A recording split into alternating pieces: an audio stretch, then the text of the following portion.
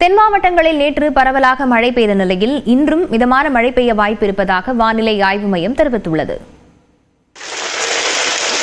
மதுரையில் தெற்கு வாசல், சிம்மக்கல், நெல்பேட்டை உள்ளிட்ட மாநகர பகுதிகளிலும் திருமங்கலம் சுற்றுவட்டார பகுதிகளிலும் மிதமான மழை பெய்தது. தேனி மாவட்டம் கம்பம் பள்ளத்தாக்கு பகுதியில் நீண்ட நாட்களுக்கு பிறகு பெய்த மழையால் விவசாயிகள் மகிழ்ச்சி அடைந்தனர்.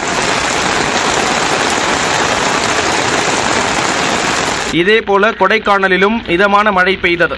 மாலை வேளையிலும் பனிமூட்டம் இருந்ததால் கடும் குளிர் நிலவியது. எனினும் பனிமூட்டத்திற்கிடையே நட்சத்திர ஏரியில் படகு சவாரி செய்து சுற்றுலா பயணிகள் மகிழ்ந்தனர்.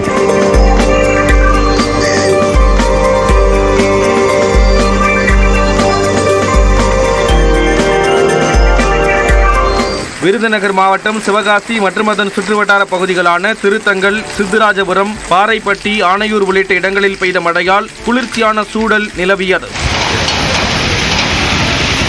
ராமநாதபுரம் மாவட்டம் திருவாடானையில் பெய்த மழையால் வெப்பம் தணிந்து மக்கள் மகிழ்ச்சி அடைந்தனர்.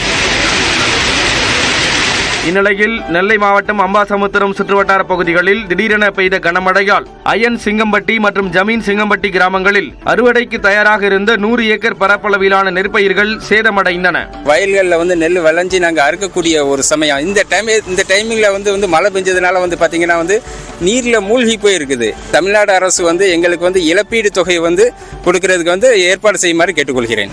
தென்காசி மாவட்டத்தில் உள்ள மேற்கு தொடர்ச்சி மலைப்பகுதிகளில் பெய்து வரும் கனமழையால் குற்றால அருவிகளில் கடும் வெள்ளப்பெருக்கு ஏற்பட்டுள்ளது.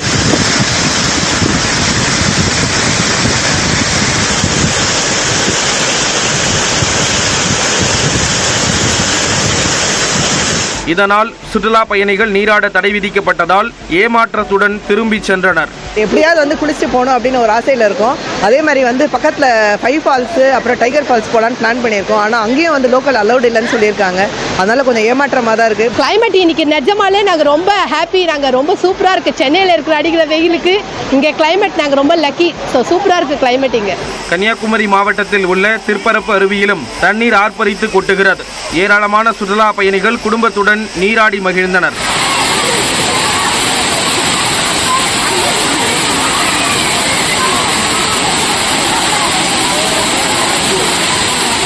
இந்த சூழலில் இன்றும் தென் தமிழ்நாட்டில் பரவலாக மிதமான மழைக்கு வாய்ப்பு உள்ளதாக வானிலை மையம் தெரிவித்துள்ளது.